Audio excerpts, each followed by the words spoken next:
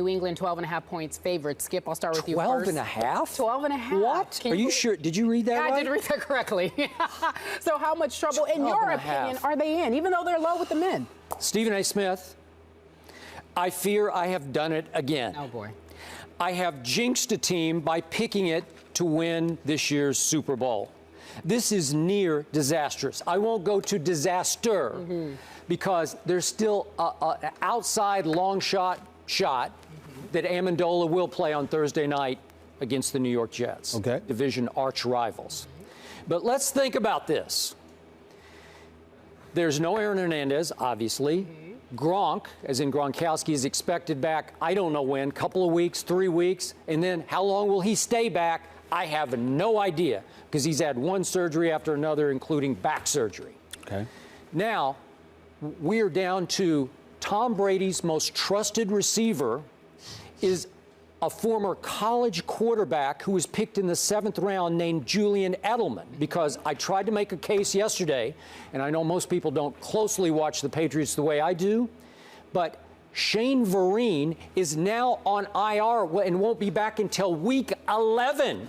Shane Vereen was actually the 3rd most trusted wide receiver of Tom Brady, because he could split out and play wide and make big clutch key catches for this football team. And I pointed out yesterday, Shane Vereen was the only halfback or running back in the NFL to go over 100 yards on Sunday. He is gone for 10 weeks.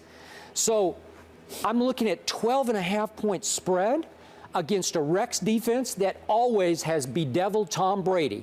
Rex Ryan rivals Bill Belichick as the best defensive coordinator in football, because both of them are defensive masterminds. And Rex's defense, and you were there on Sunday watching those Jets, it looked pretty much like a really good Rex defense that is extremely underrated.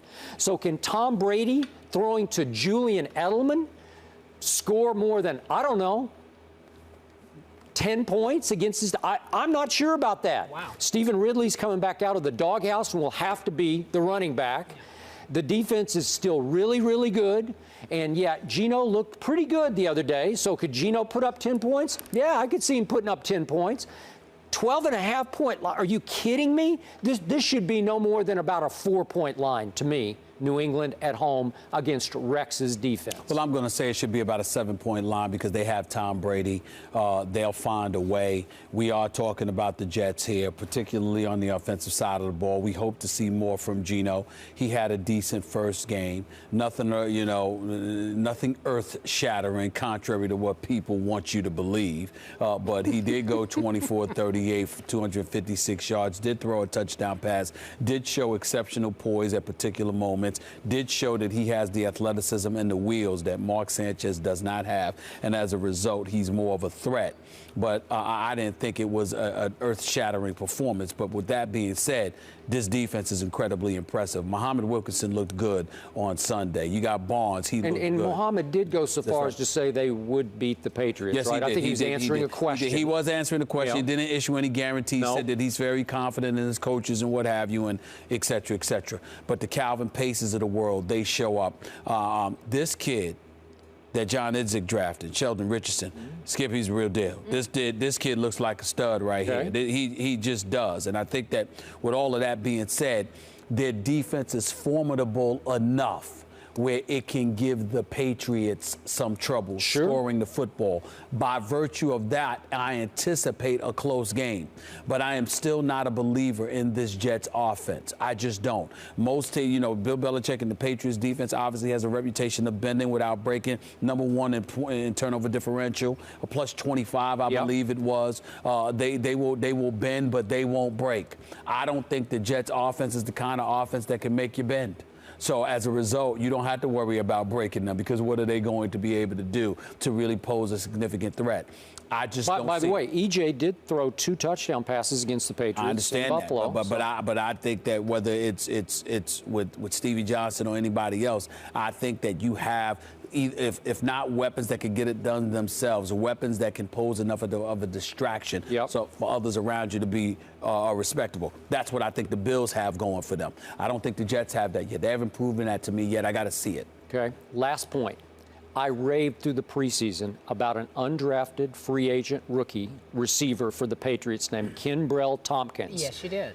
And Sunday, the Buffalo Bills put Leotis McKelvin on Kenbrell and pretty much took him out of the game. He was targeted a game-high 14 times by Tom Brady. Couldn't get over. They weren't on the same page. They weren't even on the same planet. No. That's how bad that chemistry was.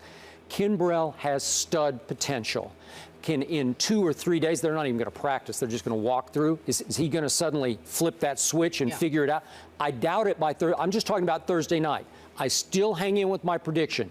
Kenbrell will be a breakout receiver. I'm not going to go to star receiver, but he will be a breakout for Tom Brady because he has the ability to be that deep threat that they haven't had really legitimately since Moss going all the way back to 2007. I'm hanging in with that, but he looked like a raw undrafted free agent rookie on Sunday. Stephen A., let me ask you this, because you've always said if Danny Amendola can stay healthy. That's always been your big thing. So we know he misses Thursday. If Danny Amendola does not come back, your projection for the Patriots? Well, I think eventually he will come back, but I don't think he's going to play 16 games. He's clearly not going to play 16 games now. By the way, did you have your voodoo doll out on Sunday? Not at all. Sticking a little pin in him? Sticking a pin in his groin? Yeah. I will tell you this. I think Danny Amendola, if I had to guess, he'd play 11 to 12 games. 11 to 12. He'll be ready. He'll be ready for the playoffs, maybe.